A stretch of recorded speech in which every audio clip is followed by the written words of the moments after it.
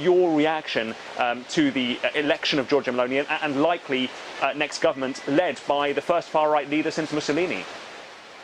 Well, I think those in Europe or Washington or London who are concerned about Giorgia Meloni have reason to be concerned, because even though she's trying to strike a moderate tone, saying she's pro-NATO, she's in favor of helping Ukraine against Putin, the real Giorgia Meloni is in there, and it really has neo-fascist roots. And I'm very personally concerned observing Italy at the rights of women, of gays, of people of color. I think there'll be a real crackdown on civil rights.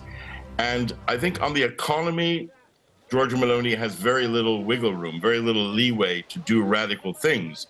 She'll have to jettison most of the election promises, which were unsustainable.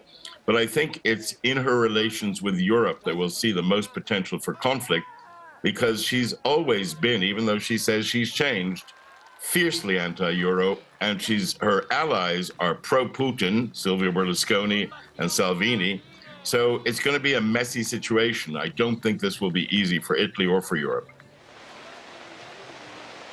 A messy situation, Alan, but how should the EU and the larger powers in the EU, in Paris and Berlin particularly, now deal with her? Because there needs to be a kind of delicate diplomatic dance. I mean, Italy is a founding member of the European Union. They can't just give Meloni the cold shoulder, can they?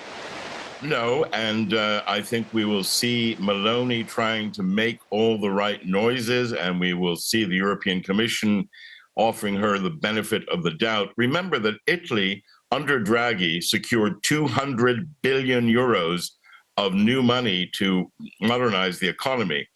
Meloni has threatened to rewrite the entire Draghi program. If she goes too far, Europe can cut off the funds, which is what would happen under the agreement. So it's going to be a tricky situation, and the Europeans are embarrassed, but they will have to give her the benefit of the doubt and see if, when she promises to have changed from her old anti-Euro ways, she's telling the truth or not. And that will be for the Europeans to decide, and for the rest of Europe to decide. And beyond Europe, Alan, how worried should NATO be? You mentioned there the pro-Putinism of her coalition partners, Berlusconi and Salvini. To what extent are they going to be pushing her to try to even drop sanctions and be an exploitable link for Vladimir Putin? Matteo Salvini, even though his showing in the election was not good, he dropped a lot, is a dear friend of admirer and friend of Putin's. He has an official party relationship with Putin's party. He is calling for the removal of sanctions. I think he will continue to make trouble. I think Italy has a number of fifth columnists, a number of pro-Putin politicians.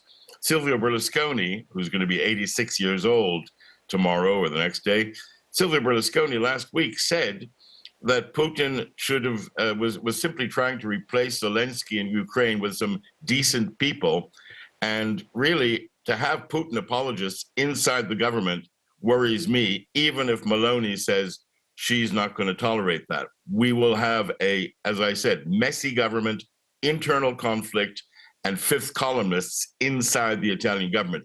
That could be a problem in the larger geopolitical picture.